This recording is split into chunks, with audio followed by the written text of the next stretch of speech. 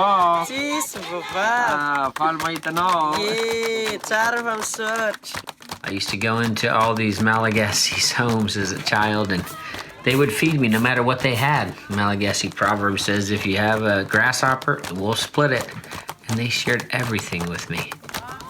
It's a dream come true to be able to give back to the country that cared for me so much as a kid.